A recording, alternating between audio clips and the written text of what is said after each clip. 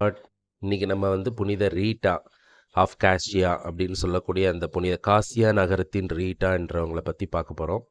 இவங்க வந்து 1381ஆம் ஆண்டு பிறந்தவங்க. மே மாதம் 22ஆம் தேதி இவங்க பிறந்த நாள். இவங்க வந்து காசியான்ற ஒரு ஊர் இத்தாலியில் ஒரு சின்ன ஊரில் வந்து பிறக்கிறாங்க. இந்த புனிதையோட ஒரிஜினல் பேர் வந்து என்னென்னா மார்கரிட்டா லோட்டி அப்படின்றது தான் இவங்க பேர். இவங்க ஞானஸ்தான பேர். இவங்க வந்து அந்த பேரோட இருக்கிறதுனால அவங்கள வந்து செல்லமாக வந்து அதோட மீனிங் என்னென்னா பேர்ல் முத்துன்னு அர்த்தமாக. ஆனால் வந்து அவங்க பெற்றோர்கள் வந்து ரீட்டா ரீட்டான்னு கூப்பிட ஆரம்பித்தாங்க. அதுவே வழக்க சொல்ல மாறிடுச்சு. அவங்க பெற்றோர்கள் வந்து ஆண்டனியோ அண்ட் அமல்டா ஃபெரி லோட்டி அப்படின்னு சொல்லக்கூடியவங்க. இவங்க பெரிய ஒரு நோபல் சேரிட்டபிள் ஃபேமிலியில் பிறந்தவங்க. அதாவது ரொம்ப பெரிய பணக்காரங்க, ஆனால் நிறைய உதவி செய்யக்கூடிய பெற்றோருக்கு பிறந்தவங்க. ஏழைகளுக்கு உதவி செய்யக்கூடிய பெற்றோருக்கு பிறந்தவங்க. அவங்க பெற்றோரை வந்து அந்த நகரத்தில் வந்து peace maker of the Christ அப்படின்னு சொல்லி கூப்பிடுற அளவுக்கு அவங்க வந்து நிறைய உதவிகளை செய்கிற தனவான்கள். ரொம்ப பெரிய பணக்கார வாழ்க்கையில் வாழ்ந்துட்டுருக்காங்க. இப்படி இருக்கும்போது ரீட்டாக்கு வந்து 12 வயசு ஆகும்போது அவங்க அப்பா வந்து அவங்கக்கிட்ட பேசி அவங்களுக்கு வந்து கல்யாணம் ஏற்பாடு பண்ணுறாரு. ஆனால் ரீட்டாக்கு வந்து சிஸ்டர் ஆகணுன்றது ரொம்ப ஆசை. அவங்க போய் அவங்க அப்பா கிட்ட முறையிடுறாங்க. அவங்க அப்பா வந்து அதை ஏற்றுக்கல. ஏன்னா அவங்களோட ஆசை வந்து மகளை கல்யாணம் பண்ணி பார்க்கணும் அப்படின்னு சொல்கிறது. ஸோ அதனால் வந்து அவங்க போய் அவங்க அப்பா வந்து மகள்கிட்ட ரொம்ப ரெக்வஸ்ட் பண்ணி கேட்குறாரு. அப்பாவோட வார்த்தைக்கு கீழ்ப்படிஞ்சு அவங்க வந்து திருமணம் பண்ணிக்கிறாங்க. அவங்க கணவர் பேர் வந்து பாலடோ லீ ஃபெர்னாண்டோ டி மொன்சியோ அப்படின்னு சொல்லக்கூடியவர். அவரை வந்து மன்சினின்னு சொல்லி எல்லாரும் சொல்கிறாங்க ஷார்ட்டாக. அவர் வந்து அவரும் ஒரு நோபல் ஃபேமிலியை சேர்ந்தவர். ஆனால் வந்து ரொம்ப முரட்டுத்தனமான ஒரு கணவர். அவர் பணத்திமிரு உள்ளவர். ரொம்ப ஷார்ட் டெம்பர். ரொம்ப தவறான எண்ணங்கள், தவறான செயல்களில் ஈடுபடக்கூடிய ஒரு மனிதர். ஸோ இவங்க வந்து அவரோட மேரேஜ் லைஃப்பில் கிட்டத்தட்ட 18 வருஷம் அவர் கூட வாழறாங்க. அதன் அடையாளமாக அவங்களுக்கு 2 குழந்தைகள் பிறக்கிறாங்க. இந்த 18 வருஷமாகவும் அவங்க ரொம்ப நரக வேதனை அவர்கிட்ட படுறாங்க. அவருக்காக தினமும் வேண்டுவாங்க. இவங்க சொல்கிற எதையுமே அவர் கேட்க தயாராகவே இல்லாத ஒரு நிலை. ஆனாலும் இவங்க அவருக்காக நிறைய வேண்டி 18 வருடங்களுக்கு அப்புறம் அவரோட மனசில் வந்து இறைவன் ஓட எண்ணம் தோன்றி அவர் வந்து கொஞ்சம் மனம் மாற முயற்சி பண்ணுறாரு. முயற்சி பண்ணுற நேரத்தில் அவரோட அந்த ஒரு சாஃப்ட்னஸ் அவர் மனசில் வரும்போது இவரோட எதிரிகள் வந்து இவரை தாக்கி இவரை கொலை பண்ணி இவரை சாவடிச்சிடுறாங்க.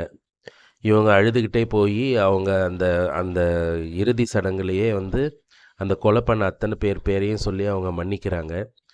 ஆனால் இந்த கணவரோட சகோதரர் பெர்னாண்டோ அப்படின்னு ஒருத்தர் இருக்கார். அவருக்கு வந்து இந்த மன்னிப்பு மேலே இன்ட்ரெஸ்ட் இல்லை. அவர் வந்து எப்படியாவது அண்ணனை கொண்டவங்கள பழிவு தீர்க்கணும்னு சொல்லி முயற்சி பண்ணுறாரு.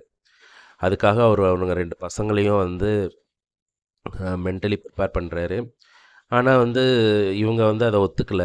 ஆக்சுவலாக ஸ்ட்ரீட்டாக வந்து ரொம்ப போய் கெஞ்சி கேட்குறாங்க, வேணாப்பா இப்படி பண்ணாதீங்க, அது ரொம்ப பெரிய தப்பு, மன்னிச்சிடலாம், அதுதான் கடவுளுக்கு பிடிக்கும்னு சொல்கிறாங்க. ஆனால் இந்த பசங்களை இவர் தூண்டி விட்டு அந்த சித்தப்பாவும் 2 பசங்களும் வந்து அம்மாவை விட்டு விலகி இன்னொரு பங்களாவுக்கு போய் அங்கே வாழறாங்க தனியாக, அவங்க மூதாதையர்களோட பங்களாவில். ரீட்டா நிறைய தடவை போய் கெஞ்சுறாங்க. ஆனால் அவருக்கு கதவை திறக்கவே இல்லை. அவங்க பேசக்கூட தயாராக இல்லை. அந்த நேரத்தில் வந்து ரீட்டா அம்மா என்ன பண்ணுறாங்கன்னா போய் திருப்பி கடவுள்கிட்ட முறையிடுறாங்க. ஆண்டவரே, என்னுடைய பிள்ளைகள் ஒரு கொலைக்காரர்களாவோ இல்லைனாக்கா ஒரு கலவரக்காரர்களாவோ அவங்க மாறக்கூடாது. அதுக்கு நீங்கள் தான்ப்பா எங்களுக்கு உதவி பண்ணணும். ரொம்ப கெஞ்சி மன்றாடுறாங்க. மன்றாடின்னு இருக்கும் போதே ரொம்ப சீக்கிரமாகவே அவங்க 2 குழந்தைகளும் வந்து உடல்நிலை பாதிக்கப்பட்டு இறக்குறாங்க. அதை ரீட்டா அம்மா எப்படி உணர்றாங்கன்னா, ஆண்டவர் வந்து அவங்கள தவற செய்கிறதுலேருந்து காப்பாற்றுறதுக்காக சீக்கிரமாக கூப்பிட்டுக்கிட்டாருன்னு நினைக்கிறாங்க. கணவனும் இழந்து மகன்களும் இழந்து தனிமையில் இருக்கிற அவங்க என்ன பண்ணுறாங்கன்னா, அவங்களோட சின்ன வயசு ஆசைப்படி அவங்க வந்து போய் அகஸ்டின் சிஸ்டர்ஸ் சபையில் போய் சேர்றாங்க. அந்த சபையில் போய் அவங்க சேரும்போது அது வந்து அந்த சபையோட பேர் வந்து செயின்ட் மேரி மக்தலேன் சபைன்னு சொல்லக்கூடிய சபையில் சேர்றாங்க. அங்கே போய் சேர்ந்து அவங்க வந்து வேலை செய்கிறதுக்கு தயாராக இருக்கும்போது அங்கே இருக்கிற சிஸ்டர்ஸ் யாருமே இவங்கள சேர்த்துக்கல. ஏன்னா இவங்க வந்து ஒரு பணக்கார குடும்பம், முரட்டு குடும்பத்துலேருந்து வந்தவங்கன்றதுனால இவங்கள சேர்த்துக்க விருப்பப்படலை. எதுவும் கணவன் கூட வாழ்ந்துட்டு வந்திருக்கிறாங்க. அவங்க கணவர் வந்து ரொம்ப வயலண்ட்டானவர். அவர் ஆனால் இறந்ததும் வயலண்ட்டாக இறந்தாருன்றதுனால இவரை சேர்த்துக்கிறதுக்கு அவங்க ரொம்ப பயப்படுறாங்க. ஆனால் இவங்க போய் ரெக்வஸ்ட் பண்ணி திருப்பி ஆண்டவர்கிட்ட ப்ரேயர் பண்ணி அதுக்கப்புறம் வந்து இவங்களுக்கு பர்மிஷன் கிடைக்குது. இவங்க தன்னுடைய வாழ்நாளில் 3 புனிதர்களை வந்து தன்னுடைய பாதுகாவலராக வச்சுருக்காங்க. John the Baptist, Augustine of Hippo, Nicholas of டொலன்டினோன்னு சொல்லி 3 புனிதர்களை வந்து இவங்க தன்னுடைய பாதுகாவலராக வச்சு அவங்க வந்து வேண்டிக்கிறாங்க. அந்த புனிதர்கள் தான் வந்து இவங்களுக்கு வந்து துணை செய்கிறாங்க.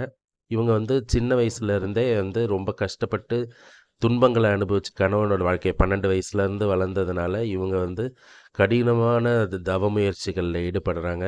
ஆண்டவருடைய பாடுகளில் பங்கேற்க ரொம்ப விருப்பப்பட்டு இரவின் ஜெபத்தில் வந்து ரொம்ப நேரம் ப்ரேயர் பண்ணுறாங்க. அதே மாதிரி ஆன்மாக்களுக்காக நிறைய ஜெபிக்கிறாங்க. அதே மாதிரி அவங்களோட அந்த தப்பு செஞ்ச எல்லாரையும் வந்து மனசார மன்னிக்கிறாங்க. இப்படி இருக்கும்போது ஒரு நாள் வந்து அவங்களுக்கு அவங்க ஜெபம் பண்ணிட்டு இருக்கும்போது ஆண்டவருடன் உரையாடுற வாய்ப்பு கிடைக்குது.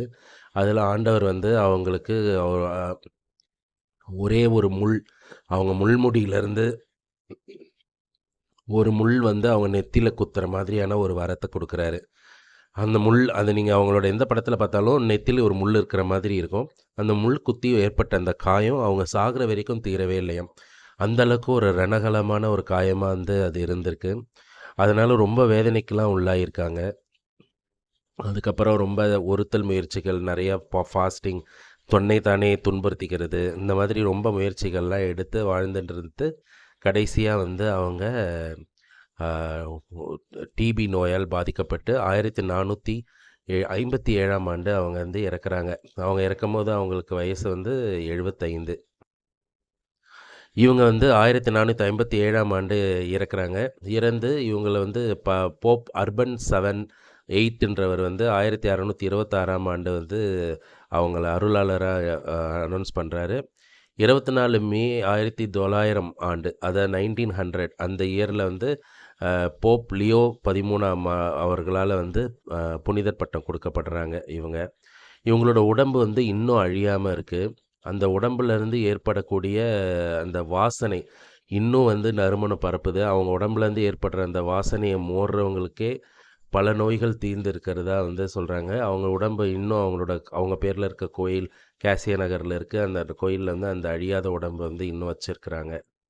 ஸோ இந்த புனிதை போல் நாமளும் வாழறதுக்கு நம்ம முயற்சி பண்ணுவோம். இவங்க பல விஷயங்கள், அதாவது தொலைஞ்சு போனது, நடக்கவே முடியாதுன்னக்கூடிய இம்பாசிபிள் திங்ஸ்க்கெலாம் வந்து பாதுகாவலி, உடல் நோய் பாதிக்கப்பட்டவர்கள், காயம் ஏற்பட்டவர்கள், பிரிந்து வாழும் தம்பதிகள், திருமண வாழ்க்கையில் பிரச்சனையில் இருக்கக்கூடியவங்க, அப்யூஸ் செய்யப்பட்டவங்க, அதுக்கப்புறம் தாய்மார்கள், இவங்களுக்கெல்லாம் வந்து இவங்க பாதுகாவலராக இருக்காங்க. ஸோ இவங்களை அடையாளப்படுத்துறது வந்து எப்படின்னு பார்ப்பாங்கன்னா, அவங்க நெத்தியில் ஒரு காயம் இருக்கும், கையில் ரோஜா பூக்கள் இருக்கும், ரோஜா பூவில் வந்து தேனீக்கள் சுற்றிட்டு இருக்கிற மாதிரி இருக்கும். அப்படிப்பட்ட ஒரு புனிதை இவங்க. ஸோ இந்த புனிதையை வந்து நாமளும் வந்து ஃபாலோ பண்ணுவோம். அவங்களோட அந்த விசுவாசத்தில் ஒரு பகுதியாவது நாம் நடக்கிறதுக்கு முயற்சி பண்ணுவோம். ஸோ தட் நாமளும் வந்து புனித வாழ்க்கையில் வாழ முயற்சி பண்ண முடியும். இதுலேருந்து நமக்கு என்ன தெரியுதுன்னா, திருமணமானவங்க 2 பேர் பற்றி இப்போ நம்ம பார்த்துருக்கோம். ஏற்கனவே நம்ம பார்த்த பிரிஜிட் அம்மாவும் திருமணமாகி கல்யாணமாகி குழந்தை பெற்றவங்க, அவங்க குழந்தையும் ஒரு புனிதைன்னு பார்த்தோம். இப்போ இந்த அம்மா. ஸோ நம்ம புனிதர் ஆகிறதுக்கு வயசோ நம்மளோட நிலையோ எதுவுமே தடை இல்லை. நாமளும் புனிதர் ஆகலான்ற முயற்சியோட இந்த நல்முறைகளை ஃபாலோ பண்ணுவோம். Praise the Lord. உங்களுக்கு தெரிஞ்சவங்க எல்லாருக்கும் இதை ஷேர் பண்ணுங்கள், கமெண்ட் பண்ணுங்கள், லைக் பண்ணுங்கள், சப்ஸ்கிரைப் பண்ணுங்கள்.